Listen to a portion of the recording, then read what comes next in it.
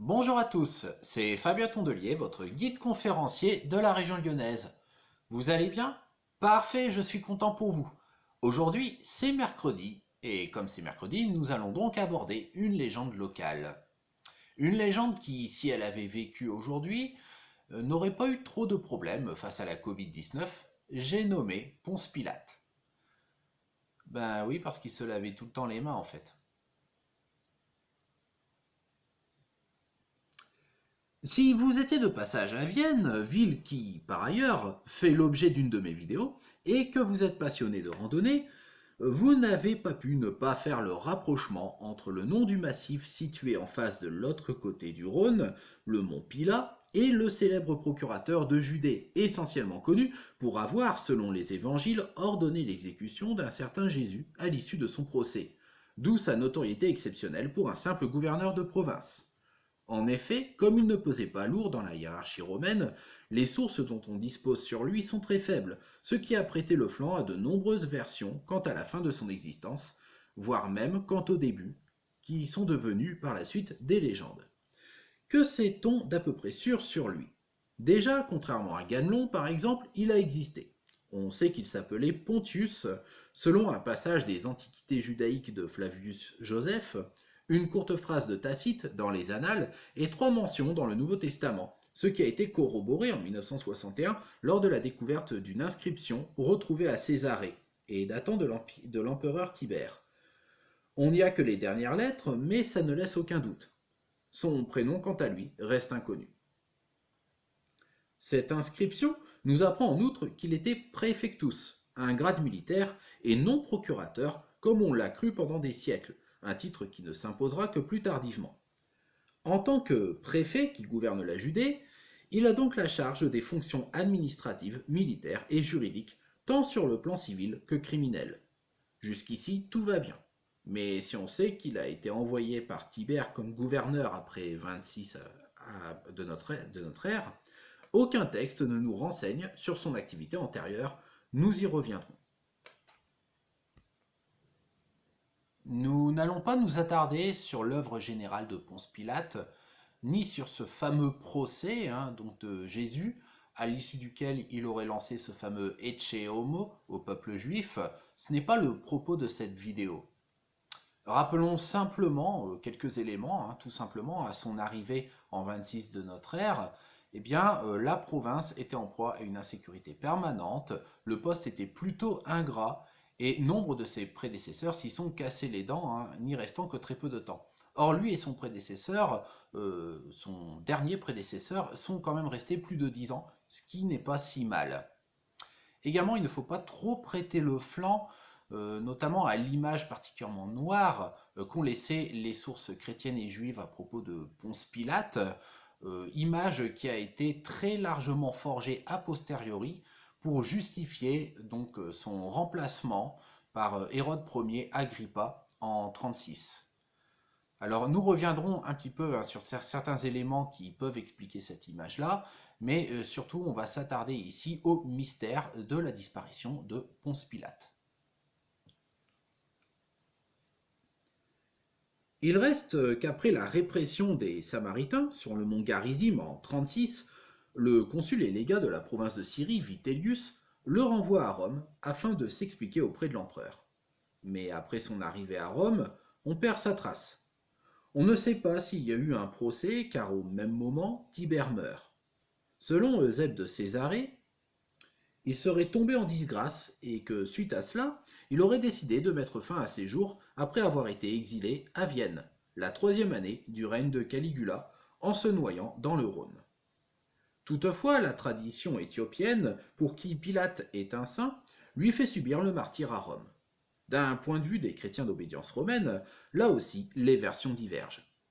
Le massif du Pilat n'a pas une étymologie certaine, et reprenant Eusèbe de Césarée, c'est l'auteur dominicain Étienne de Bourbon qui popularise la légende du suicide de Ponce. Étienne de Bourbon est un inquisiteur dominicain du XIIIe siècle, natif de Belleville dans le Beaujolais et mort à Lyon, auteur du plus important recueil d'ouvrages pour prédicateurs du siècle. Il rédige un catalogue des erreurs de foi qui sera repris par d'autres inquisiteurs comme Bernard Guy un siècle plus tard. Il fera l'objet d'un film, Le moine et la sorcière de Suzanne Schiffman avec Tchéky Karyo et Catherine Fro en 1987.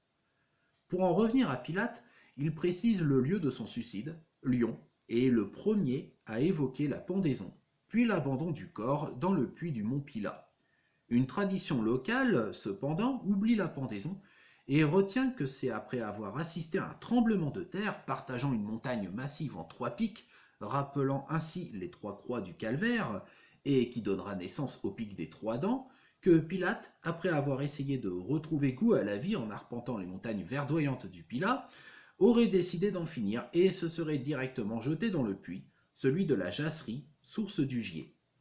Non sans contrepartie toutefois, puisque l'eau fraîche, devenant miraculeuse grâce à ses vertus de guérison, y attira un certain Jean-Jacques Rousseau au XVIIIe siècle. Mais on disait aussi que le puits abritait un monstre qui attirait les enfants au XVIIIe siècle, notamment un jeune berger du nom de Fleury qui aurait trouvé la mort.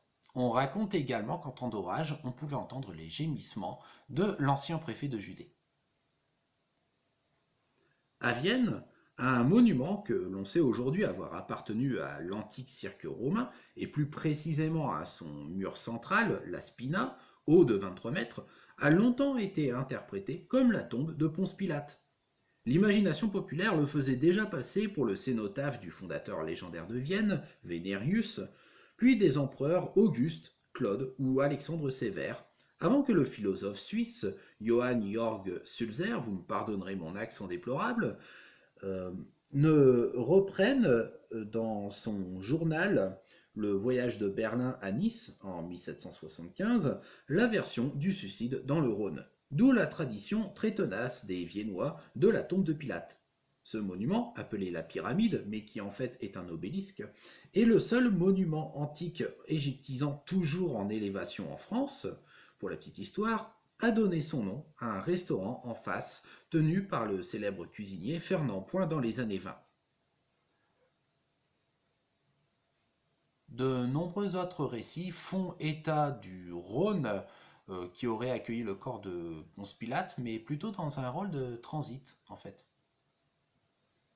En effet, selon le Mors Pilati, un récit du 7e siècle, la mort de Pilate, vous comprendrez, son corps a d'abord été jeté dans le Tibre, puis rejeté par ce dernier avant d'être conduit à Vienne, et donc jeté dans le Rhône, qui ne réagit pas mieux. Son dernier lieu de repos devient alors le lac Léman à Lausanne, où il aurait quand même en dernier lieu été enterré au pied du Pilatus, comme par hasard, qui domine la ville de Lucerne et le lac des Quatre Cantons.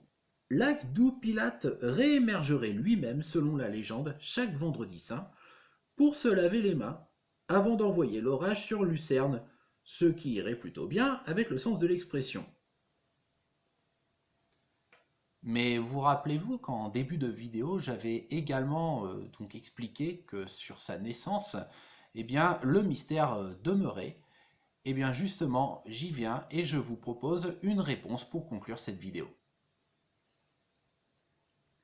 Pilate serait né en 19 avant notre ère dans une maison du quartier de Fourvière à Lyon, où son père occupait un poste de haut fonctionnaire romain. Cette maison aurait été située dans l'actuelle montée Saint-Barthélemy. C'est ce qui apparaît dans le Lion secret de Félix Benoît, qui aurait repris les écrits du bibliothécaire et historien amateur lyonnais du XIXe siècle, Aimé Vintrinier, qui lui-même se serait appuyé sur les écrits d'un compilateur du XIIe siècle du nom de Pierre le Mangeur et de saint Antonin, archevêque florentin du XVe siècle, tout en avouant que ces érudits puisaient à des sources désormais manquantes. Félix Benoît, qui était autant historien qu'humoriste, y voyait-il une autre plaisanterie à exploiter ou une hypothèse sérieuse? Je vous laisse en juger. Cette vidéo est à présent terminée, j'espère qu'elle vous a plu. Donc ça nous aura permis de découvrir une nouvelle légende locale qui effectivement peut susciter pas mal de questions en ce qui concerne notamment le mont Pilat ici. Il faut également rappeler que Vienne était une cité particulièrement importante à l'époque de l'Empire romain et que par conséquent ce ne serait pas non plus totalement impossible qu'il y trouve des origines. Après évidemment, Quant à l'aspect tout à fait légendaire qui entoure sa fin de vie, là c'est une autre histoire. Donc sur ce, je vous souhaite une bonne fin de journée, portez-vous bien, faites-vous plaisir, gardez le moral, mais surtout faites attention à vous et à vos proches. Et quant à moi, je vous donne rendez-vous demain pour une prochaine vidéo sur un autre thème. Bye bye!